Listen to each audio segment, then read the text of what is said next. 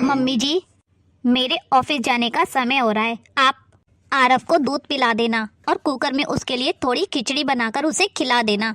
और हाँ, जब आरव सोकर उठे तो उसके लिए ऑरेंज जूस बना देना। पर हाँ, उसमें बर्फ मत डालना वरना उसका गला पकड़ लेगा। हाँ हाँ बहू, मैं कर लूंगी। तू अपने ऑफिस के लिए देर मत कर। और हाँ माँ जी, आज आरव को मोबाइल बिल्कुल मत देखना। कल उसने बहुत देर तक कार्टून देखा था जिससे उसकी आंख लाल हो गई थी। और हाँ माँ जी, रिया की स्कूल के टाइम का ध्यान रखना क्योंकि उसका बैग बहुत भारी होता है, तो बैग तो आप ही उठा कर लाना। मैं जा रही हूँ, मुझे देर हो रही है। और हाँ, रोहित को लंच के साथ सलाद देना मत भूलना वरना वो खाना नहीं खाएंगे। बहू, तू रोज रोज मुझे यही बातें बताकर जाती है। मैं क्या समझती नहीं हूँ, मैं भी तो बच्चों को पाल चुकी हूँ। इन्हें सुबह सुबह बोलने का कोई फायदा नहीं है। सुबह सुबह बोलूंगी तो बस ये मेरे से बहस ही करेंगी। लगता है आरव उठ गया। मम्मी, मुझे ऑफिस के लिए लेट हो रहा है। आपने मेरा लंच लगाया या नहीं? बेटा तू रुक, मैं अभी लेकर आती हूँ। मैं पहले ही ऑफिस के लिए इतना लेट हो चुका हूँ। हे भगवान, 10 बज गए आज तो। ले बेटा तेरा बैग, इसमें मैंने तेरा लंच और सलाद रख दिया है, खा लेना।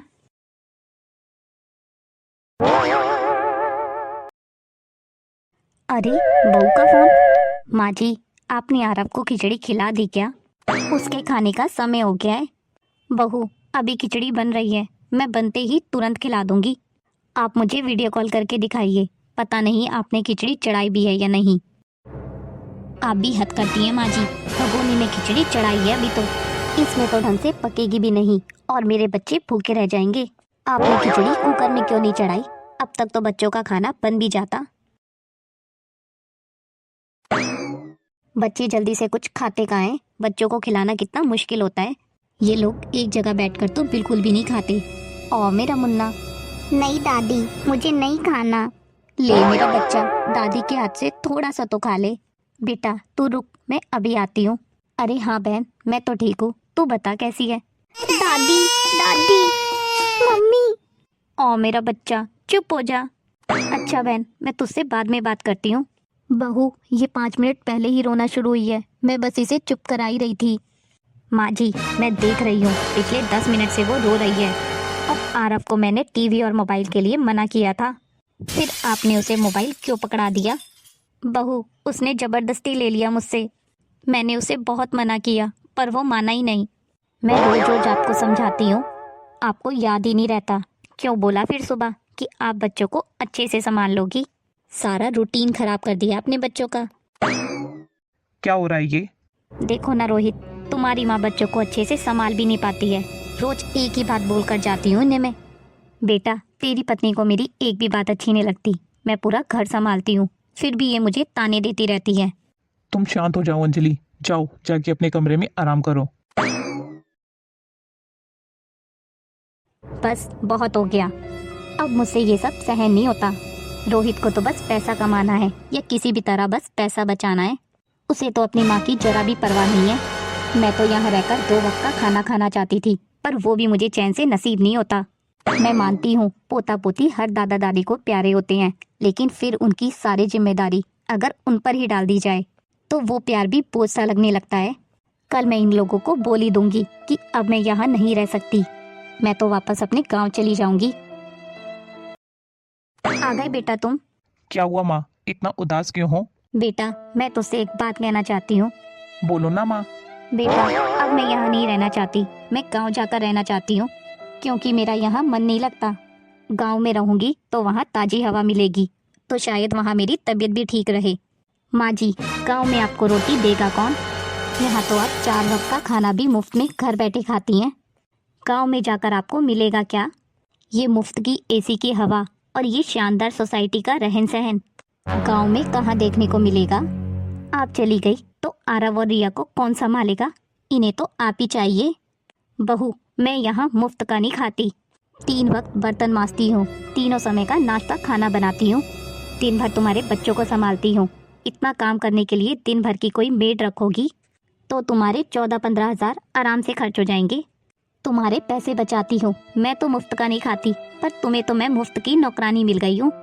3 टाइम का खाना खाती हूँ, पर वो भी तुम बोझ समझ कर देती हो मुझे। तुम्हारे पति को पालने में, बड़ा करने में मैंने लाखों रुपए खर्च किए हैं। तुम और तुम्हारा पति मुझे जीवन भर बिठाकर खिलाओगे ना, तो भी मेरा ये कर्ज नहीं उतार पाओगी। आज तुमने 2 रोटी की कीमत गिरा दी। तुम्हारे लिए मेरी प्यार, परवाह, इस घर के प्रति समर्पण की कीमत बस यही 2 रोटी है। मैंने तो तुम्हें अपना समझकर तुम्हारा ख्याल रखा, पर तुमने तो अपनी सास को ही मुफ्तखोर बना दिया। मुझे तो तुम्हें अपनी बहू कहते हुए शर्म आ रही है। तुझे बस मेरी गलती दिखती है, मेरी उम्र, मेरी मेहनत, मेरी थकान, कुछ नहीं। मैं तेरे बच्चों को प्यार से संभालती हूँ, यहाँ ताने सुनने के लिए नहीं हूँ। प्यार की कीमत बच्चों की सेहत से नहीं हो सकती माँ जी। माँ, अंजलि सही कह रही है। जब अपना बेटा अपना ही नहीं रहा, तुम तो फिर भी पराए घर से आई हो। इसे भी अपनी माँ की तकलीफ परेशानी नजर ही नहीं आती। बस इसे तो पैसे कमाने की धुन है। कभी तुमने ये आकर पूछा है रोहित, तुम्हारी माँ कैसी है? कभी पूछा है माँ तुम्हें कोई तकलीफ तो नहीं है? अस्पताल भी मैं खुद अपनी सहेली के साथ जाती हूँ और दवाई भी मैं खुद तेरे पापा के पेंशन के पैसों से लाती हूँ। मैंने अपने बेटे के लिए, बहू और दोनों बच्चों के लिए बहुत किया है, पर अब और नहीं कर सकती। तुम्हारा बच्चे और ये घर तुम ही संभालो। कहने को तो ये घर मेरे पति का बसाया हुआ है, पर एक माँ होकर अपने बच्चे को घर से बेघर नहीं कर सकती। मैं इस घर में तुम्हें बहू बनाकर लाई थी, पर कैसे मैं जाने को कह दूं तुम्हें? तुम दोनों को तो शर्म है नहीं, पर मेरी आंखों में अभी भी शर्म का पानी बचा हुआ है। बस अब मुझे नहीं रहना इस घर में। इस उम्र में बीमारी संभालूं, घर संभालूं या बच्चे संभालूं, बस अब बहुत हो गया। मैं इस घर की मालकिन हूँ, तुम्हारे बच्चों की आया नहीं हूँ। अब तुम्हारे बच्चे तुम खुद संभालो, या तुम लोग एक मेड रख लो, क्योंकि मुझसे अब ये सब संभाला नहीं जाता। रही बात खर्चे की, तो इसके लिए मैं तुमसे 1 रुपया भी नहीं मांगूंगी, क्योंकि इसके लिए मेरे पति की पेंशन ही काफ़ी है, और उन पैसों से मैं सम्मान की 2 रोटी खा सकती हूँ। तुम जब भी ऑफिस जाती हो, आरव के खाने के लिए 10 बार फ़ोन कर देती थी, लेकिन कभी तुमने मुझसे पूछा कि मम्मी जी आपने खाना खाया या नहीं, समय पर दवाई ली या नहीं? क्या तुम्हारा कोई फर्ज नहीं बनता मेरे लिए? जिस माँ ने तुम्हारे पति को बड़ा किया, तुम्हारे बच्चों को पाल रही है, क्या उसके प्रति कोई फर्ज नहीं बनता तुम्हारा? माँ जी, मैं मानती हूँ आप जिम्मेदारी निभाती हो, पर आपसे गलती होती है और इसका असर मेरे बच्चों पर पड़ता है। मुझसे गलती हो जाती है क्योंकि मैं इंसान हूँ, पर तेरे बोल मुझे अपमानित करते हैं।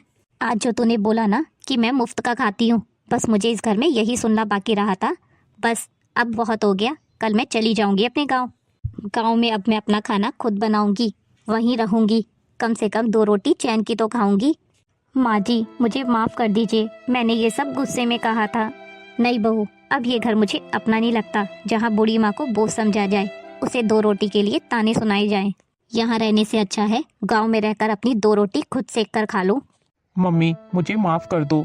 पैसे कमाने के चक्कर में मैं अपनी माँ के दुख और तकलीफ को ही भूल गया था, पर अब ऐसा नहीं होगा मम्मी। मैं आपका पूरा ध्यान रखूंगा। अब मैं आपको कोई शिकायत का मौका भी नहीं दूंगा। आप घर छोड़कर मत जाइए। मुझे और अंजलि को तो घर के बारे में और बच्चों की आदतों के बारे में कुछ भी नहीं पता मम्मी। हाँ मम्मी जी, मुझे माफ़ कर दीजिए। आपने माँ बनकर हम सबका ध्यान रखा और मैंने आपको कभी साथ समझकर आपका आदर सम्मान ही नहीं किया। आप चली जाएंगी तो ये दोनों बच्चे कैसे रहेंगे? इन्हें तो आपकी आदत हो चुकी है। माँ जी सुनिए तो। रोहित, माँ जी को रोक लीजिए, बच्चे नहीं रह पाएंगे उनके बिना, क्योंकि बच्चों को अब उनकी आदत हो चुकी है। अंजलि, तुमने माँ को 2 रोटी का ताना देकर बहुत ठेस पहुंचाई है उनके दिल को।